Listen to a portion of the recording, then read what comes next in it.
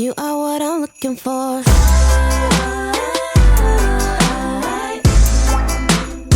know what I'm looking for.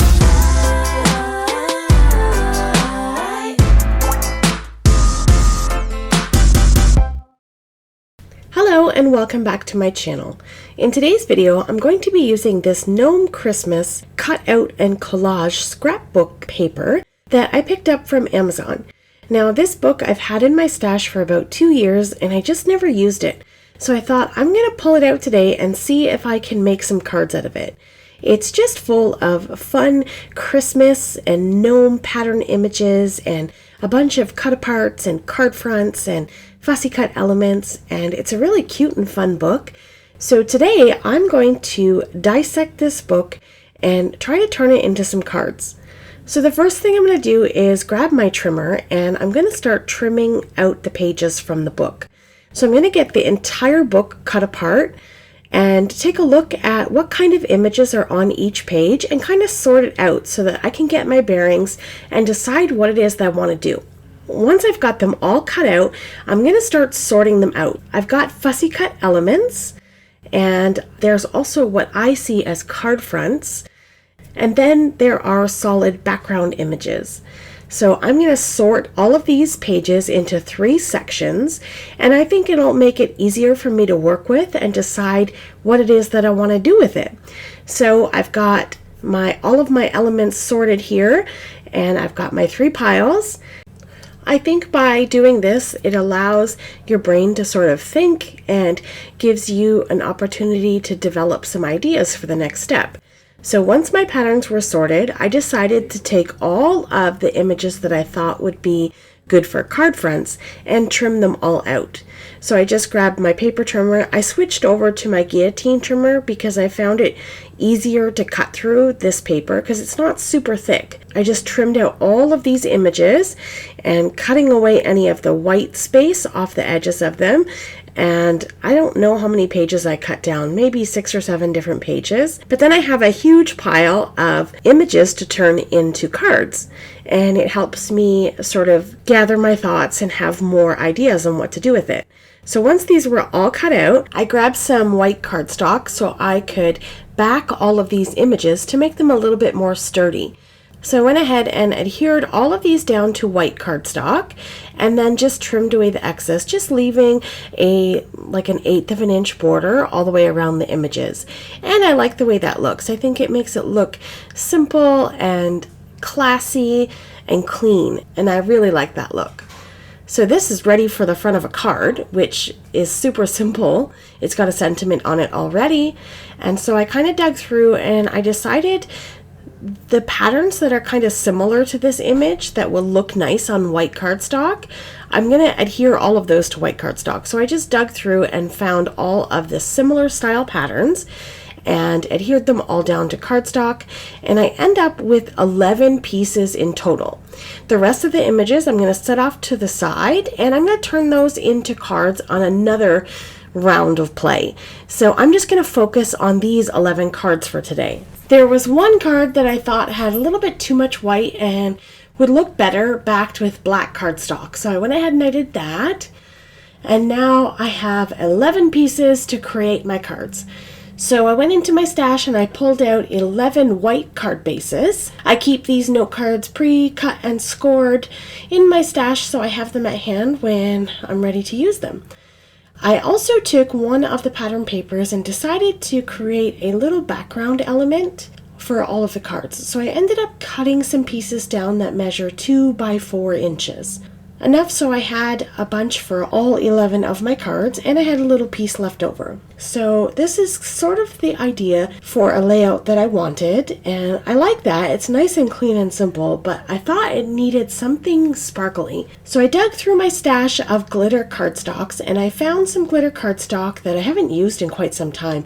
I actually shared a video on how I cut down 12 by 12 glitter paper packs. I'll leave that linked in the description down below and in the top right corner. So I have these pre-cut panels and I thought these would be perfect with these gnomes.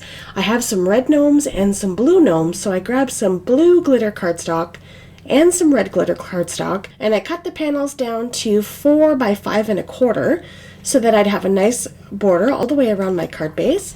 So I did that for 3 blue glitter panels and 3 red glitter panels. And then I used my Simon Says Stamp mini T-square ruler to help me line up these patterns, and so that I had sort of the even amount of spacing from the bottom of all of the cards. I just used the thickness of the ruler and lined it up on the bottom of the card base and popped my pattern paper on top to make sure it was nice and straight. Finally, I'm going to take some little foam squares and pop up these little panels on the front of my cards to give it a little bit of dimension, and then just it finishes it off and it gives it a nice professional fun looking card. It looks like more than just a piece of pattern paper that was cut up and glued together. And I laid that right on the front, and look at that. I absolutely love this card. It's so simple, but it's got so much going on, some sparkle, some cute patterns, and of course Christmas gnomes. So I did that for 3 of the blue and 3 of the red gnomes. I coordinated the gnome with the glitter cardstock in the back. And those are all complete. 6 cards in just a couple of minutes. Love that. So let's move right along. Typically when I finish something, I like to do a quick little tidy, give my workspace a little refresh so that I have clean working space.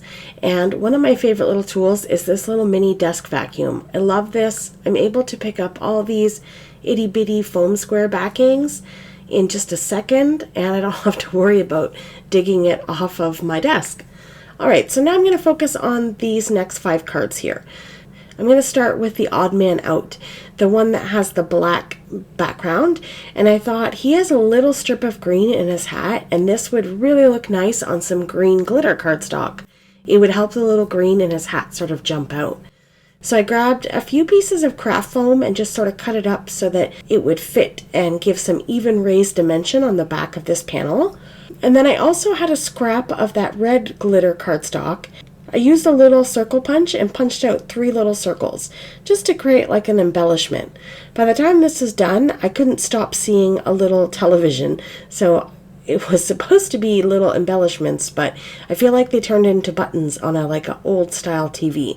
So it's kind of cute. I really like it. So that's it for this card. I just adhered this panel straight down to the glitter cardstock. I didn't think it needed too much. And then that was it. Simple and easy. I only left a little bit of white space on the top and the bottom of this card, and I think that's kind of what made it feel like a television. All right, that card's complete. Moving on to the next ones, I'm going to finish these off with all of this similar style of design. I found some red foil cardstock in my stash and some silver glitter paper. So I'm going to cut down some panels for the front of my cards. I think I've got 4 cards left. So I'm going to cut down 4 panels that measure 4 by 5 1/4 of the red foil cardstock. And then I'm going to cut out some strips of silver. So I end up cutting a bunch of pieces that are 2 by 4. And then I have 1 larger strip left for the biggest image because I think that the larger image is going to need a bigger piece of glitter paper. So I got that all trimmed out, and I adhered all of the red foil cardstock down to my card bases. And then I just determined the orientation of the card based on the little element that I had for the front of the card. So the first one is this little Merry Christmas truck. So I adhered my glitter panel sort of to the left of my card base, and then popped my Christmas gnome truck in the very center of the card. So it gives this sort of really fun design with that pop of glitter and foil red. Looks really pretty. So I'm going to pop these up with foam squares as per usual. And then that's it for this card. This card's complete. Super cute. And I'm going to lay all the other cards out similar to this with that sort of strip off to one side and the pattern in the middle. The only difference is this larger one. I'm using the bigger piece of glitter paper, and I'm making the orientation as a portrait. And then I centered my larger panel in the center of the cardstock. And then there we go. We have a beautiful silver glitter and foil red border around this card. And I like the way that looks. So here's a look of the red foil cards that we made, all 4 of them. These turned out really, really pretty. And I think that bringing in those glitter and foil cardstocks adds an enormous pop to such a simple card design. And I really love the way all of these turned out. I love the little TV that we've got here and my red and blue Christmas gnomes. And then that's it, 11 cards just from chopping up a little book. And I have all of these pieces left over. I have so many different pieces that I can create cards with. I've got a bunch of patterns left for backgrounds and fussy cut elements. I still haven't quite decided what I'm going to do with these ones yet, but there are a ton of elements to cut out. There are even 2 pages of little mini tags. And then I have these pieces that I've already cut out that are ready for cards. I've got 16 4x4-inch panels, and I think I'll make some 4-inch cards with these. And then I have a bunch of sort of indoor scenes with gnomes and trees and fireplaces and such. So I've got those sort of separated out into 2 different styles, and I'll come back and make some more projects. If you want to see those, let me know in the comments down below if you want to see the rest of the projects that I make with this gnome Christmas book. Thank you so much for taking time out of your day to spend it here with me. I appreciate the support as always. I love gnomes, I love Christmas, and I love cards. So if you like these things, hit that thumbs up and share in the comments down below. Coming up on screen are a couple of videos I think you may enjoy. Have yourself a lovely day, and I'll see you in the next one. Bye!